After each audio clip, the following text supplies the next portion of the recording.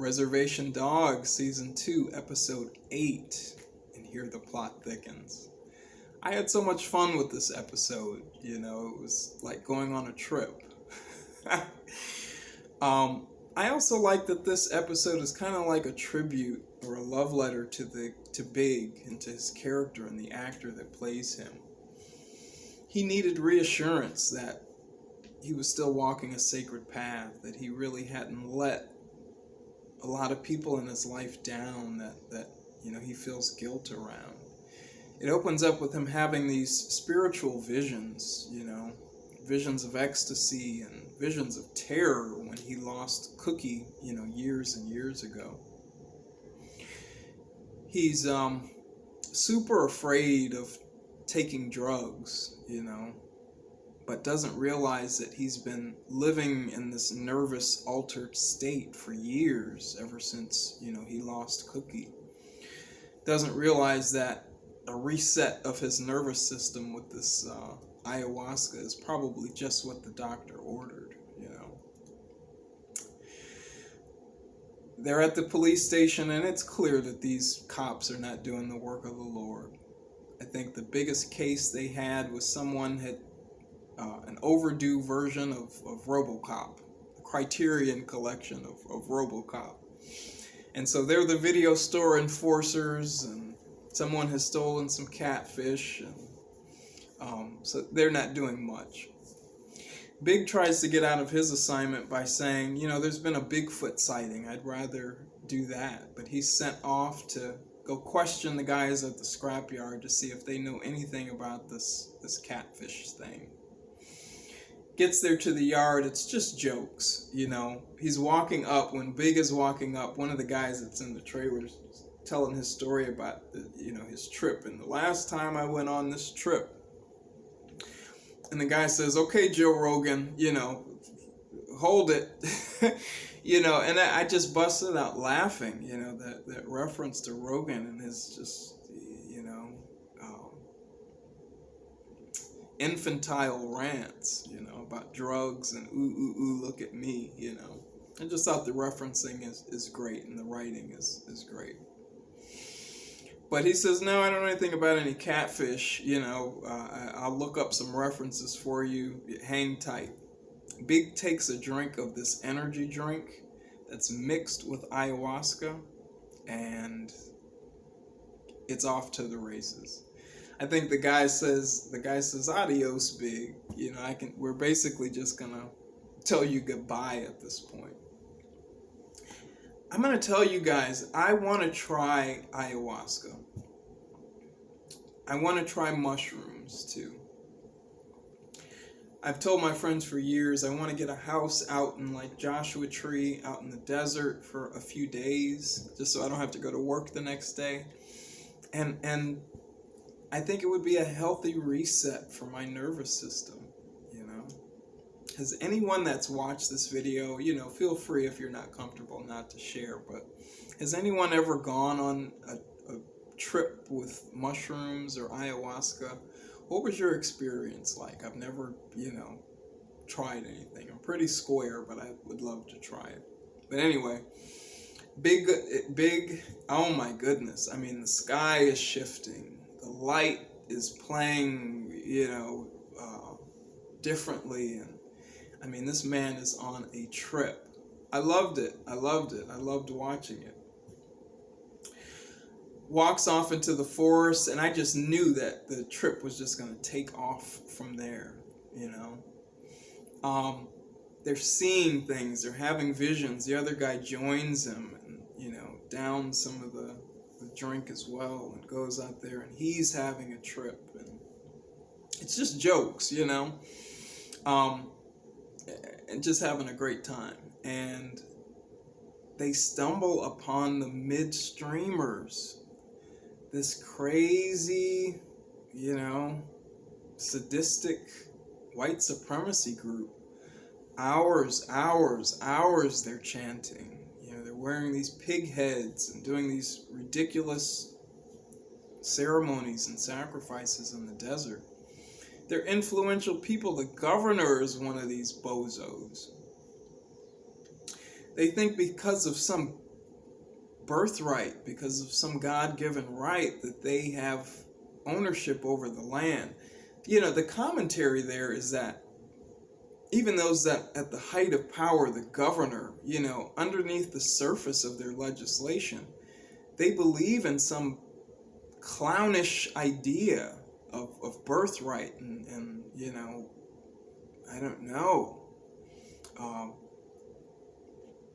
Western privilege that entitles them to the land. Now, of course, it was cartoonish.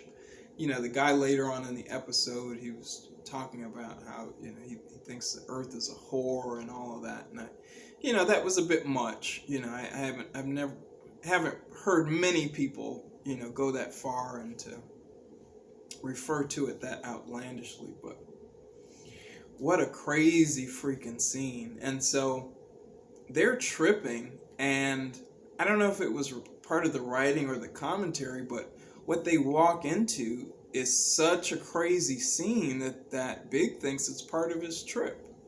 He's like, is this part of the experience? And the guy's like, no, this is real, And it's a battle of wills. Big decides to bust in. This is the crime. He's found them. They're humping these catfish. He's found the culprits of this crime. He busts in with his gun, and it's like a battle of wills. Who's got more firepower? And that's really what the criminal justice system is in this country, has been. The boss is the one that's standing on the right side of the gun. So there was a subtle struggle there, a lot of subtle commentary there, and that back and forth struggle with who was in charge. I continue to I hate that Big is undercut, and he's a tribal police officer, and that doesn't mean anything to folks on the res, and it doesn't mean anything to folks off the res. Now, I understand not everyone is sacred and righteous like Big. I'm sure that most of the anecdotal evidence makes you say, I'm tired of these guys. They're not, they're not doing anything. They're not contributing. But, I really like Big. I love his energy, and I love what he contributes. But he busts, he ends up busting this crazy ring, And so a lot of his insights become, come full circle. The deer lady, comes to him a couple of times during his trip. Came to him earlier in the episode, and I kept saying, is that the deer lady? Is that the deer lady? Anyone that watched season 1 with me, I kept saying, I hope, she shows back up a bunch in this season. So hopefully we haven't seen the last of her. But she frees them at the end, towards the end of the episode, takes out the guard that's standing guard over them. And Big says, how did you know that I was in trouble? Big has for years been having these crazy flashbacks of guilt and thinking, if I could have just gotten Cookie off the back of that bike. I'm a man. I could have done this. I could have done that. I'm the police in that situation. I shouldn't have taken her word. He's gone around and around in circles with the decisions that he's made because of the ramifications on the res, of losing Cookie. But the deer lady says, he says, how did you know that I was here and that I needed trouble? And she says, Cookie told me, dear, basically. She's on his side, wherever she is, she's advocating for him. She's following him. She's walking with him. And the dear lady says, continue to be good, you continue to be righteous the way that you are. You're doing the right thing.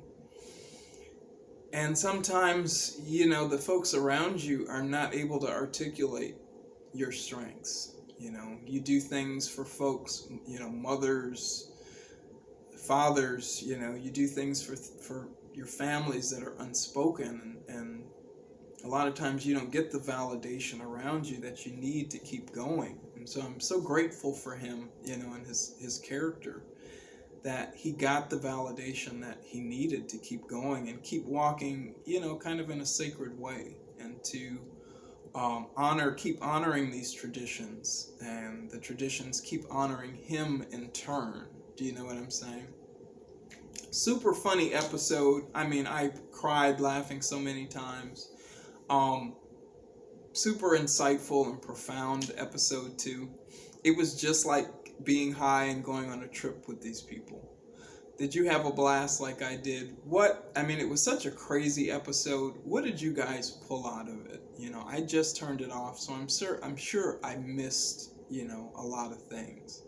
But, he went from not doing the work of the Lord to really, really doing sacred work on behalf of the tribe, on behalf of the reservation, and behalf of the larger people of the state, so that they know, who and what their representation is. It's amazing, But anyway, I could go on for days. If you enjoyed this video, please leave this video a like, if you will, a comment about this week's episode. And until episode 9, have a wonderful week. I'll see you soon.